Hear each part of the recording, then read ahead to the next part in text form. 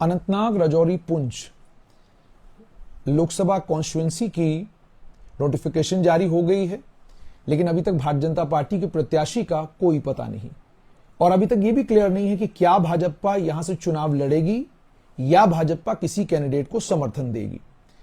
लेकिन दूसरी तरफ आज नेशनल कॉन्फ्रेंस ने एक प्रेस वार्ता करके उमर अब्दुल्ला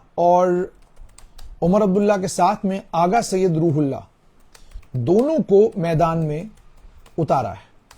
अब इन दोनों को मैदान में उतारकर पहले से एक बात चल रही थी कि उमर अब्दुल्ला बारामूला लोकसभा सीट से चुनाव लड़ेंगे और आगा सैयद रूहुल्लाह श्रीनगर सीट से चुनाव लड़ेंगे, लेकिन लगातार खबरें यही आती रही कि उमर अब्दुल्ला श्रीनगर लोकसभा सीट से चुनाव लड़ेंगे और आगा सैयद रूहुल्लाह बारामूला से। लेकिन अब इन तमाम अटकलों पर विराम लग गया है। ना चौधरी मोहम्मद रमजान चुनाव लड़ रहे हैं, ना मीर सैफुल्लाह चुनाव लड़ रहे हैं और ना ही और कोई बड़ा नेता जो कुपवाड़ा या बारामूला से आता हो, बल्कि चुनाव लड़ रहे हैं उमर अब्दुल्ला बारामूला में मुकाबला करेंगे सज्जाद गनी लोन का। और ये सीधी डायरेक्ट टक्कर जो है दो घाटी के परिवारों के बीच में है। इस टक्कर का एक इतिहास भी है कि सज्जाद गनी लोन के पिताजी अब्दुल गनी लोन नेशनल कॉन्फ्रेंस की विचारधारा के खिलाफ और नेशनल कॉन्फ्रेंस की जो राजनीति घाटी में थी उसके खिलाफ उन्होंने ऐलान जंग किया था। लंबे समय तक लड़ाई लड़ते रहे और अलग अलग स्थानों पर और अलग अलग समय में उन्होंने अलग अलग पार्टियों का समर्थन भी किया और चुनाव भी लड़ा। उन्हीं के बेटे सज्जाद गनी लोन अब मुकाबला करेंगे शेख अब्दुल्ला के पोते उमर अब्दुल्ला का, डॉक्टर फारूक अब्दुल्ला के सुपुत्र का बारामूला की सीट के ऊपर। एक कॉन्टेस्ट बहुत इंटरेस्टिंग होने जा रहा है, जहां सज्जाद गनी लोन को इस बात पर विश्वास है कि कुपवाड़ा डिस्ट्रिक्ट और अन्य कुछ और जिलों में जो पकड़ उनकी है वो पकड़ उनका साथ देगी और जब वो बारामूला में पहुंचेंगे वोट की गिनती के समय तो उनकी स्थिति इतनी मजबूत हो चुकी होगी कि उन्हें उससे आगे परेशान होने की जरूरत नहीं पड़ेगी। वहीं उमर अब्दुल्ला अगर मैदान में उतर आए हैं तो इसका मतलब यह है कि नेशनल कॉन्फ्रेंस अपने आप को नॉर्थ कश्मीर में मजबूत देख रही है और अपने रिवाइवल को भी नॉर्थ कश्मीर से ही देख रही है। यानी अगर नॉर्थ कश्मीर की बात की जाए तो नेशनल कॉन्फ्रेंस के कद्दावर दो बड़े नेता चौधरी मोहम्मद रमजान और उनके साथ में मोहम्मद शफी उड़ी, ये दोनों बारामूला से आते हैं। ये दोनों नेशनल कॉन्फ्रेंस के चोटी के लीडर रहे हैं। उसके अलावा नेशनल कॉन्फ्रेंस के कुछ और बड़े नाम हैं जो इसी जिले से आते हैं, जो अपने अपने वक्तों में बहुत मजबूत और बड़े ताकतवर लोग हुआ करते थे। मुझे आज भी याद आते हैं शरीफुद्दीन शारिक, जम्मू कश्मीर लेजिस्लेटिव असेंबली के स्पीकर रहे मोहम्मद अकबर लोन, और उसके अलावा मीर सैफुल्लाह के अलावा एक बड़ी ताकतवर और मजबूत आवाज नेशनल कॉन्फ्रेंस की हुआ करते थे कफीलुर रहमान करना से। ये वो सारे ताकतवर लीडर थे जिन ताकतवर लीडरों के चलते नेशनल कॉन्फ्रेंस बहुत मजबूत थी नॉर्थ कश्मीर में।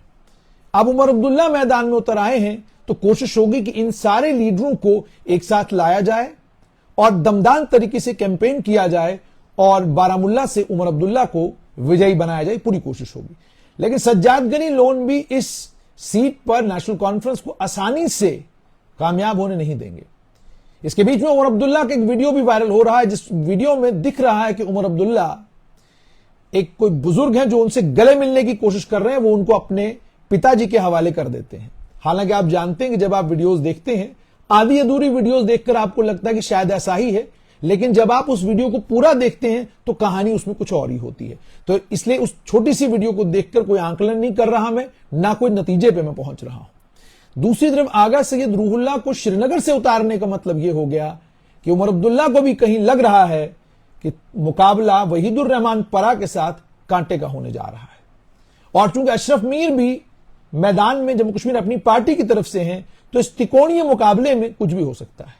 सीट जीतना इतना आसान नहीं होगा, सीट जीतना मुश्किल होगा, मगर वहीं शायद उन्हें इस बात पर भी विश्वास है कि शिया मेजॉरिटी वाले जितने भी इलाके हैं उन पर जबरदस्त असर आगा सैयद रूहुल्लाह का, उनके परिवार का है।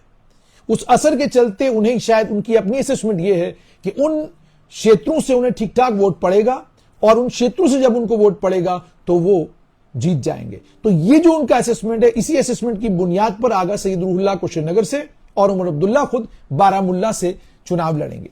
वहीं देखना यह भी होगा कि जो पहाड़ी कबीला को एसटी मिला है, क्या इसका कोई असर बारामुल्ला में होगा, और अगर होगा तो क्या इसका कोई फायदा सज्जाद गनी लोन को होगा, वो भी देखना होगा। और जम्मू कश्मीर अपनी पार्टी, भाजपा और अन्य जितने भी दल नेशनल कॉन्फ्रेंस और पीडीपी के और बाकी दलों के साथ नहीं है, वो किसका समर्थन, किसकी मदद करते हैं, यह भी जबरदस्त देखने के लिए होगा।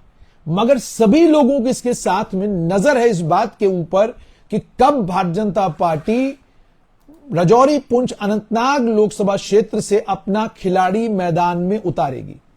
क्या एक सर्विंग आईएएस ऑफिसर को मौका मिलेगा, या जम्मू कश्मीर अपनी पार्टी के किसी प्रत्याशी को समर्थन दिया जाएगा, या पहाड़ी कबीला का कोई बड़ा लीडर मैदान में उतर आएगा और भारतीय जनता पार्टी उसको समर्थन देने की बात करेगी, या बाजी मार जाएंगे जम्मू कश्मीर भारतीय जनता पार्टी के प्रदेश अध्यक्ष रविंदर रैना, जिनका यह मानना है कि उन्हें डोडा से लड़वा दें आप, जम्मू से लड़वा दें या पुंछ से लड़वा दें, तीनों सीटों पर वो मजबूत दावेदार हैं।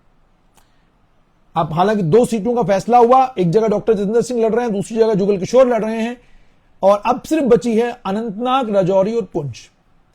अगर उनका नाम आता है तो देखना होगा कि स्थिति क्या रहती है, और अगर नाम आता है एक सर्विंग आईएएस ऑफिसर का, तो शायद कुछ कुछ चीजें और जो मुझे पता चल रही है वो बड़ी इंटरेस्टिंग है और बड़ी मानीखेज है। एक बड़ी डेवलपमेंट ये है कि गुज्जर बकरवाल कबीला के कुछ युवा चेहरे, युवा बड़े नेता, अगर सर्विंग आईएएस ऑफिसर को चुनावी टिकट मिलता है तो वो बड़े नेता अपनी पार्टियां छोड़कर बीजेपी में शामिल हो सकते हैं। ये कैसी खबर लग रही है आपको कि कुछ बड़े ताकतवर युवा चेहरे गुज्जर बकरवाल कबीला के, जो हर मुद्दे के ऊपर अपनी बात बड़ी ताकत के साथ और बड़ी हिम्मत के साथ रखते हैं, वो भी भारतीय जनता पार्टी में शामिल हो सकते हैं। तो ये सारे समीकरण बन रहे हैं, लेकिन नेशनल कॉन्फ्रेंस ने इसके बीच में अपने प्रत्याशियों का ऐलान करके कह दिया है कि अब तो जंग होकर रहेगी। महबूबा अनंतनाग से, वहीद श्रीनगर से और फयाज मीर बारामुल्ला से मुकाबला इंटरेस्टिंग होने जा रहा है। पर इसके बीच में मुझे याद आया 4 अगस्त 2019। 4 अगस्त 2019 को इन सभी दलों ने मिलकर एक बड़ी बात कही थी, कहा था एक साथ हैं हम, और उसके बाद जब जेलों से बाहर आए तब भी कहा एक साथ हैं हम, तब तक लड़ते रहेंगे जब तक हमें पूर्ण राज्य का दर्जा नहीं मिलता और हमारा स्पेशल स्टेटस वापस नहीं आता।